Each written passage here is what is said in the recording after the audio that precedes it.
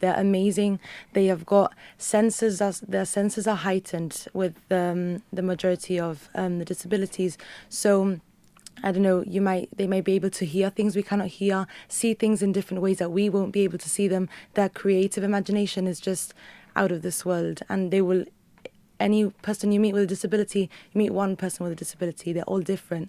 So their world might be their world, but then someone else's world is someone else's world. So you're brought into a different world entirely. So it really just opens your mind to everything. And I suppose that because everybody is different, and because people who are neurodivergent in different ways, I suppose you really need to know the individual and get to know them and what they like, what they don't like. Absolutely. So to be able to understand them and communicate with them, you definitely need to spend time with them and get to know them. And they tend to have a lot of likings. They like a lot of things. So you would be able to relate and communicate and carry out loads of different activities with any child or person. Thank you, Lucia. Andrea and Giancarlo, I don't know if you want to talk to us a little bit about the work that you guys do with PossAbilities. So we need to, again, take that person-centered approach and individually, as you've said, unpack each person's requirements. What do you need as an individual to reach this goal together?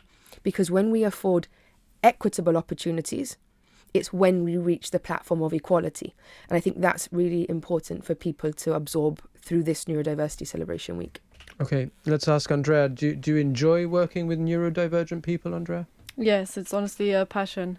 I started only 2 months ago, and it honestly touches your heart. It's a different aspect of seeing life, and you really get to know everyone. Like Lucia said, every person has their own challenges, every person has their own personality, and it's just amazing.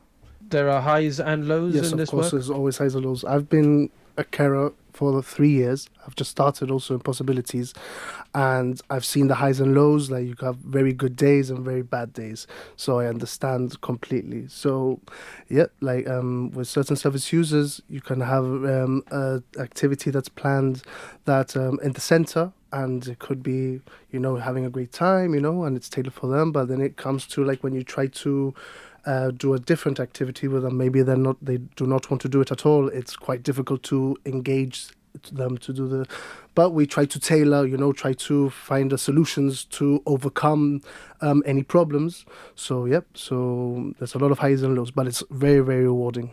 We are longer adults than we are children in this life, and we at PossAbilities make sure that we provide facilities for people of every age. So no, we're not just a facility for children. So that's first and foremost.